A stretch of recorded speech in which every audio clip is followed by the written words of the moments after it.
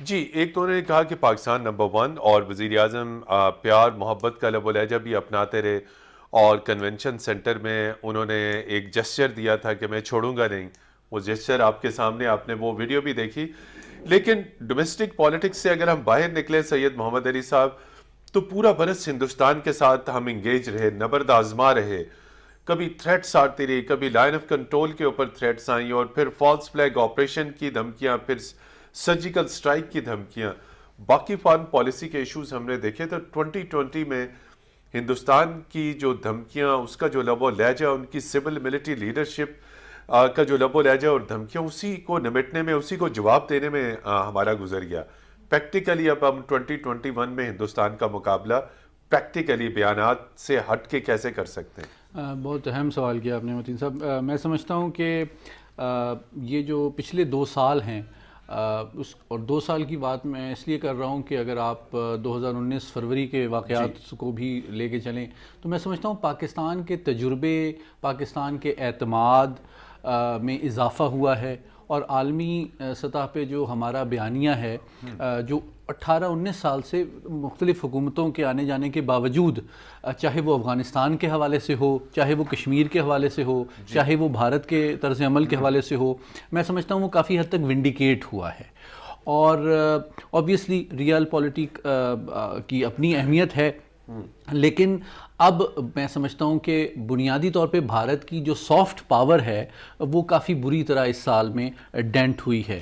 اور جو اس کے فیک نیوز کے این جی اوز کے، اور ان کے ذریعے اس نے یورپین یونین اور U N human rights commission کو انفلوئنس کرنے کی جو کوششیں کی ہیں وہ اب دنیا کے سامنے آ چکی ہیں.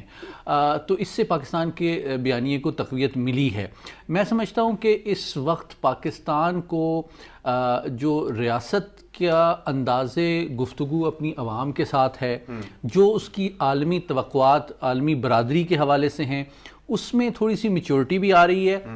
لیکن صرف ہمارا دفتر خارجہ یا پاکستانی فوج اکیلے یہ کام نہیں کر سکتی، کیونکہ پاکستان کو صرف طاقتور نہیں ہونا، پاکستان کو مضبوط اور مستحکم بھی ہونا ہے. We do not need to be just a power, but we also need to be strong and stable.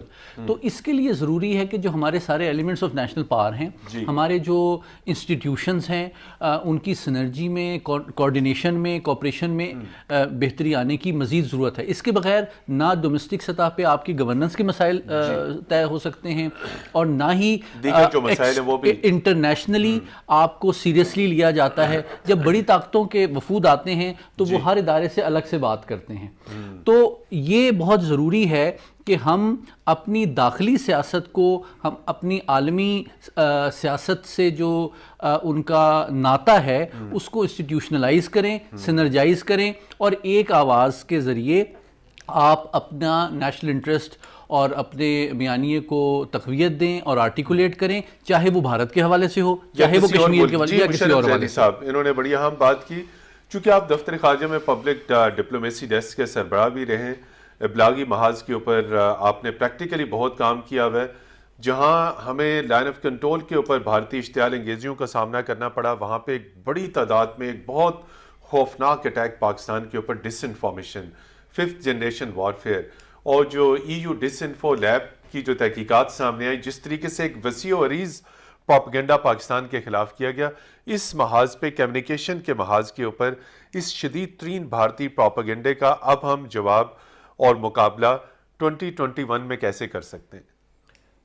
اگر میں آپ کو سچ بتاؤں متین، تو افسوس کے ساتھ میں کہوں گا کہ یہ 2021 میں ہم نہیں کر پائیں گے. نہیں کر پائیں گے؟ نہیں، کیونکہ جو اداروں کا اور جماعتوں کا اور قوموں کا جو اشتراک، جس طرح کا ہمیں اندرونی طور پہ جو چاہیے، انٹرنل یونٹی اور اتحاد. اچھا، اس کا یہ مطلب نہیں ہے کہ سب بیعت کر دیں ایک پرائم منسٹر پہ، یا سب جو ہے وہ ایک پیج پہ آ جائیں، آرمی چیف کی ایکسٹینشن پہ سب اگری کریں.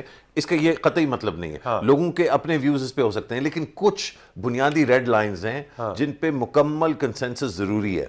ہندوستان نے 1947 سے لے کے آج تک پاکستان کو بنیادی طور پہ کبھی تسلیم نہیں کیا ایک آزاد ریاست کے طور پہ.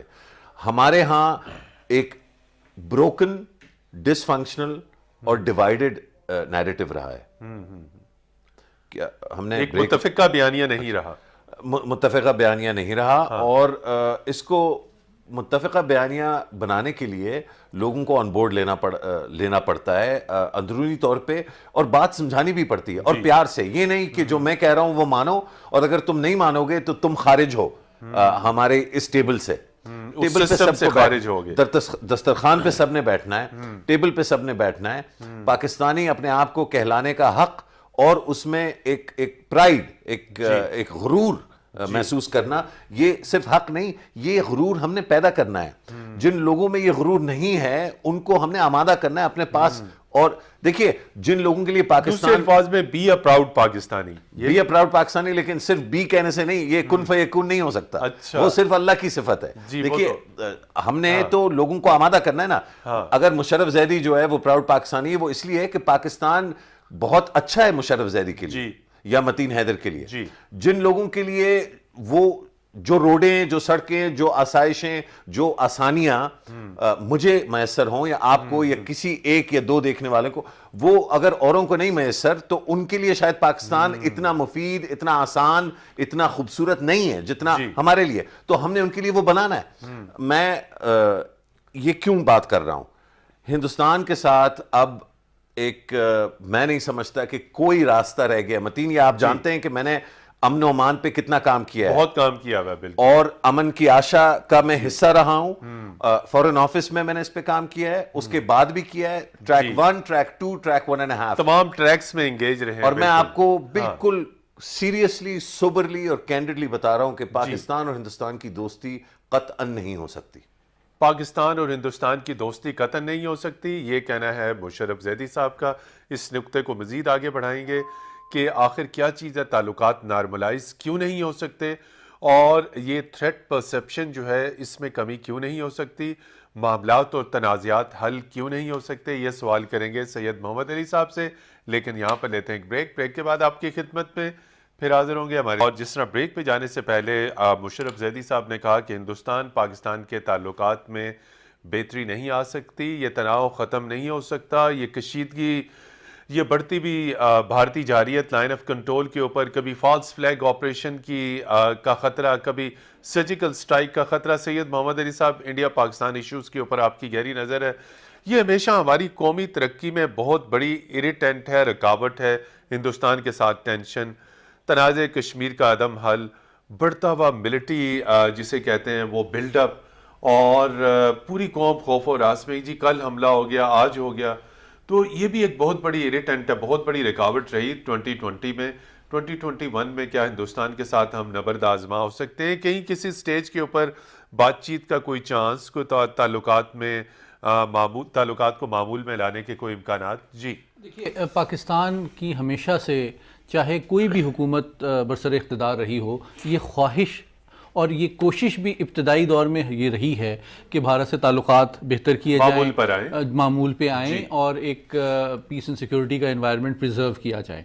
لیکن 3 بنیادی وجوہات ہیں جس کی وجہ سے میں مشرف صاحب کے ایک پیسیمسٹک اسیسمنٹ سے اگری کرتا ہوں, اور وہ 3 بنیادی محرکات ایسے ہیں جن کے چینج ہونے کے مستقبل قریب میں مجھے کوئی امکان نظر نہیں آتا.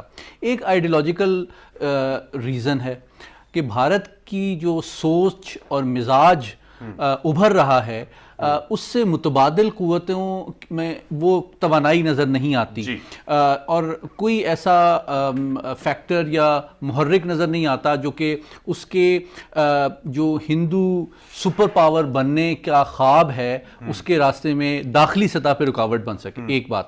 دوسری چیز اکنامک فیکٹر ہے کہ جو اس کا اکنامک رائز ہے وہ فیول کرتا ہے اس کے ایروگنس کو. اور تیسرا فیکٹر جو دنیا میں گلوبل ورلڈ آرڈر میں جو ٹرینڈز ہیں اور اس کی جو اسٹریٹجک ریلیونس ہے امریکہ کے ساتھ ٹو کنٹین چائنا پروجیکٹ میں, یہ تینوں فیکٹرز ایسے ہیں کہ مجھے اگلے 5-6 سال بلکہ 10 سال تک بھی اس کے امکان بہت کم نظر آتے ہیں کہ پاکستان کے ساتھ تعلقات بہتر ہوں. نمسکار دوستو, ہماری چینل میں آپ کا سواگت ہے. بھارت اور پاکستان کے بیچ ہمیشہ تناؤ کا ماحول رہا ہے. بھارت نے کئی بار پاکستان کے ساتھ اپنی دوستی کا ہاتھ آگے بڑھایا تھا, और पाकिस्तान ने हमेशा पीठ पीछे वार किया है, जिसकी वजह से भारत ने पाकिस्तान के साथ नरमी दिखाना बिल्कुल ही बंद कर दिया है। दोस्तों, अगर आपको याद हो तो एक वक्त ऐसा था कि भारत में हमेशा हर थोड़े टाइम पर आतंकी हमला हुआ करता था, जिसकी वजह से भारत के लोग खौफ में रहते थे। मोदी जी के आने के बाद पाकिस्तान 2 बार पीट चुका है, एक बार सर्जिकल स्ट्राइक और एक बार एयर स्ट्राइक में, और उसके बाद से पाकिस्तान के लोग खौफ में जीते हैं। उसके बाद से पाकिस्तान खौफ में जी रहा है कि इंडिया आज हमला करेगा या कल करेगा।